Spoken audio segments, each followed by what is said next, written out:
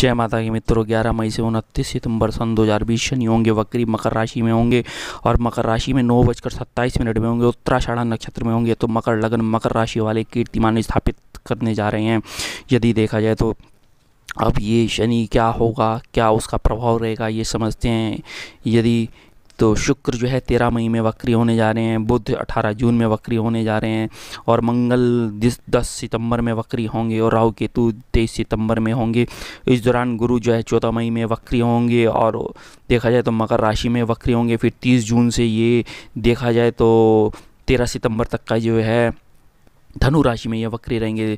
यहाँ शनिदेव 11 मई को वक्री होने जा रहे हैं, उसका क्या प्रभाव रहेगा। यदि सबसे पहले ये समझते हैं कि शनि के कर्म दाता माना गया है, शनि को न्याय का दाता माना गया है, शनि को प्रशासनिक सेवा का कारक माना गया है।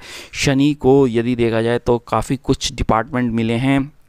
अब ये वक्री होंगे तो वक्री का क्या प्रभाव रहता है। यदि आप यहाँ समझना है कि वक्री ग्रह यदि अपनी दिशा से विपरीत चलता है तो वह वक्री कहलाता है, अपितु लगता नहीं है।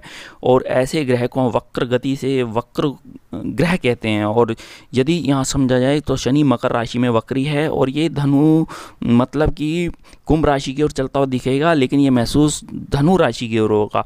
मकरी ग्रह सामान्य से चलता है गति से और वक्री मार्गी, देखिए मार्गी ग्रह सामान्य गति से चलता है, वक्री ग्रह धीमी गति से चलता है और नीच ग्रह शीघ्र अतिचारी होता है, मतलब बहुत तेज़ी से चलता है। जिस प्रकार से नवंबर सन 2019 में जो है बृहस्पति देव जो है धनु राशि में गोचर किया, 30 मार्च में मकर राशि में आ गए, फिर 30 जून में फिर पुनः धनु राशि में आएंगे, फिर 13 सितंबर लगभग नवंबर तक ये रहेंगे, 25 नवंबर तक फिर मकर राशि में आ जाएंगे। तो ये अतिचारी होते हुए जा रहे हैं। तो इस दौरान सूर्य से 6, 7, 8 भाव में यदि कोई ग्रह नवम भाव पंचम भाव में कोई ग्रह आता है तो वह वक्री हो जाता है। अब यहाँ समझना है कि वक्री का अर्थ होता है उल्टा, बलवान होना। अब सूर्य से बुध जो है 20 डिग्री पे देखा जाए तो वक्री होता है, शुक्र जो है 29 डिग्री पे वक्री होता है। तो लंबी दूरी का कोई ग्रह जैसे शनि है, गुरु है, ये वक्री नहीं होते क्योंकि ये सूर्य के नज़दीक नहीं आते अस्त होते हुए। यदि आपने देखा होगा सूर्य और बुध अस्त हो जाएगा, बुध अस्त हो जाएगा, जैसे जाएगा शुक्र अस्त हो जाएगा, अन्य जो समीप ग्रह हैं वो अस्त हो जाते हैं, लेकिन वक्री ग्रह अस्त नहीं होता। ये मतलब शनि और गुरु के अंदर ये खास है ये बात। तो अब यहाँ समझना है कि वक्री ग्रह जिस भाव में बैठता है उस भाव की वृद्धि करता है। वक्री ग्रह 142 दिन के लिए वक्री होता है। वक्री ग्रह जो है उसको चेष्टा बल प्राप्ति है, उसको जो देखा जाए तो चेष्टा बल के साथ में उसको वक्र बल भी प्राप्त होता है। यही देखा जाए तो वक्र बल इतना मजबूत होता है यदि उसकी डिग्री, उसकी अवस्थाएं बहुत अच्छी हैं और उसकी दशाएं अच्छी हैं तो मकर राशि वाले, मकर लगन वालों के लिए तो बहुत ही मतलब कि हाथ में सोना समझ लीजिए, उसके हाथ में सोना आ चुका है। तो ये सर्व क्षेत्रीय होकर आप वक्री होंगे, शनि आपको उच्च पद देंगे, शश नामक राजयोग बन रहा है, IAS, PCS, जज, PCS जे आप क्लियर करेंगे। आप बैंक में PO हैं या आप प्रशासनिक सेवा में हैं या आप यदि नेता हैं तो उससे आपको लाभ होता हुआ दिख रहा है। और यही नीच ग्रह यदि वक्री होता है तो उसके शुभ परिणाम होते हैं। यदि मार्गी ग्रह, आपने समझना है कि यदि सौम्य ग्रह यदि वक्री है और अच्छे भाव में बैठा तो आपके मतलब कीर्तिमान स्थापित करेगा। यदि कोई 6, 8, 12 भाव में वक्री हो रहा है तो वह अशुभ परिणाम आपको देगा और उस 6ठे, 8वें, 12वें भाव की वृद्धि कर देगा। अब यदि कोई क्रूर ग्रह है और वह वक्री हो रहा है तो हम कहते हैं कि क्रूर ग्रह ज़्यादा अति क्रूर हो गया। जैसे मंगल वक्री हो जाता है, अपनी मूल त्रिकोण राशि में हो जाता है तो अच्छे परिणाम देगा। अब यही वक्री ग्रह का ये प्रभाव समझना है कि वक्री ग्रह यदि शनिदेव हैं और वो शनिदेव को खास तौर से चेष्टा बल प्राप्त है, वक्र बल प्राप्त है यहाँ की स्थिति में, तो ये आपको लाभ देगा। अब शनि की दृष्टि 3, 7, 10 होती है, आपके पराक्रम को बढ़ाएगा, आपके साहस को बढ़ाएगा, आपको जुझारू बनाएगा, कर्मठ बनाएगा, आपके व्यापार में वृद्धि करेगा। अब दशम दृष्टि उसके आ रही है दशम भाव में तुला राशि पे, तो उच्च की दृष्टि आने से आपको लाभ देगा, आपके व्यक्तित्व को लाभ देगा, ऊंचा पद देगा, प्रमोशन देगा, हर एंट्री में जाएंगे। अब ये देखा जाए इसका आयु पिंड जो है लगभग 5 के करीब होता है, ये आयु पिंड में वृद्धि होगी तो समझो आपके कार्य में वृद्धि होगी।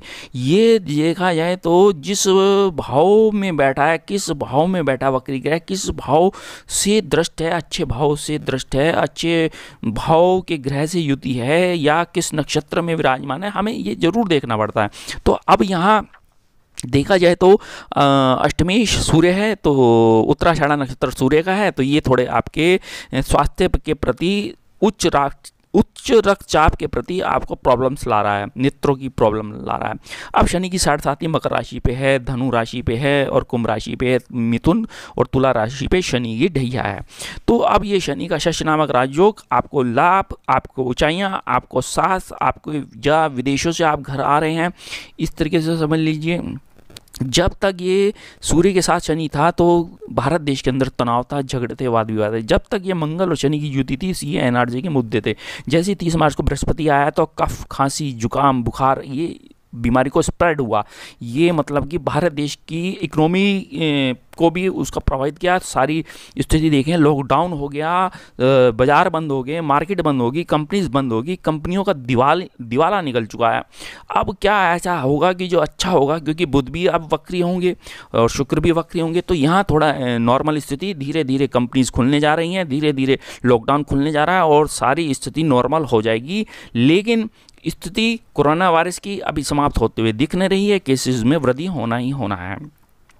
लेकिन जैसे ही ये वक्री होते हैं तो थोड़ा प्रभाव रहेगा उसका, और नवंबर ये पुनः लौट जाएंगे। अब इस शनि को अच्छे स्थान 3, 6, 11 हैं, बहुत अच्छे भाव होते हैं, ये इस भाव की वृद्धि करता है। उस भाव को यदि देखा जाए, अब 6, 8, 12 भाव में यदि वक्री ग्रह है, यदि कोई और वो नीच का हो जाता है तो मान के लिए शुभ परिणाम तो हैं, लेकिन यदि कोई नीच ग्रह बैठा है तो समझिए बहुत अच्छा रहता है। ये कि उस 6 की वृद्धि कर देता है। कोई उच्च का ग्रह होता है तो ये समझिए वो ग्रह अतिचारी हो गया, वो ग्रह कष्टकारी हो गया।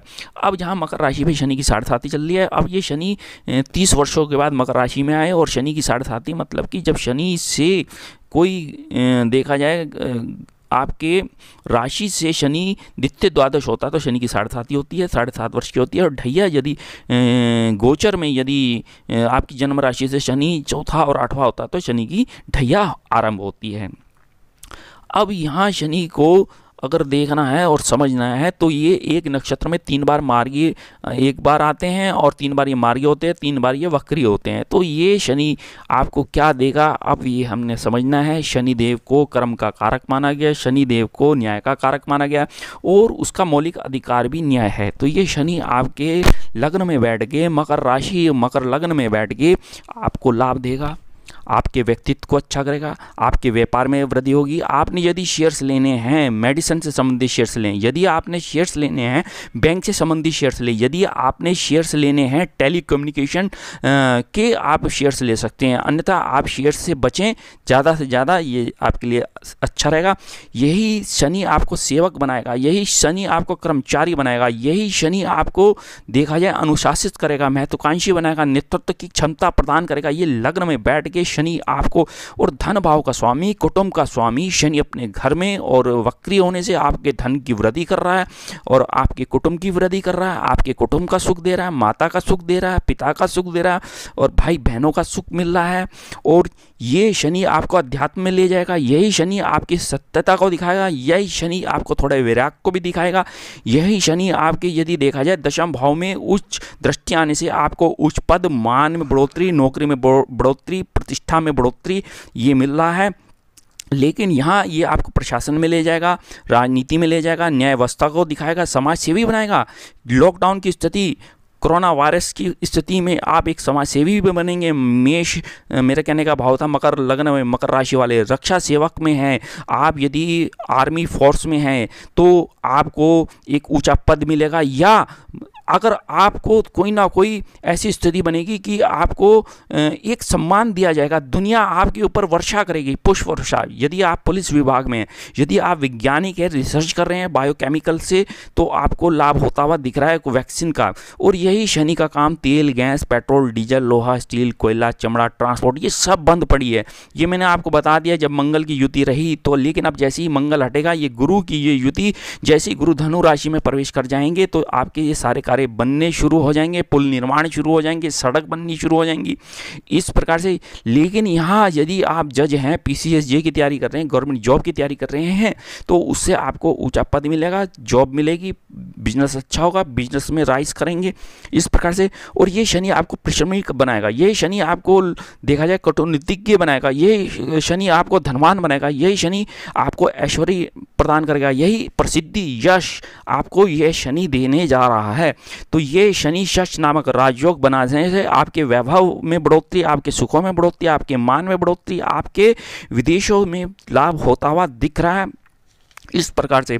तो ये मकर लग्न वालों के लिए शनि बहुत अच्छा योग कारक, जो दाम्पत्य जीवन को अच्छा कर रहा है, पति और पत्नी में प्रेम स्नेह दे रहा है, यही शनि आपके संतान सुख दे रहा है, यही शनि आपके देखा जाए उत्तराषाढ़ नक्षत्र में चलने से आपको रिसर्च देगा, गुप्त रिसर्च देगा, क्योंकि अष्टम भाव हमारे गुप्त का होता है। और ये शनि द्विअर्थी भाषा सिखाएगा, चाहे फ्रेंच है, जर्मनी है, लैंग्वेज है, या इटालियन है, कोई सी लैंग्वेज अपने देश की है, कन्नड़ है, मलयालम है, तमिल है, ये आप एक भाषा को सीखेंगे इस दौरान।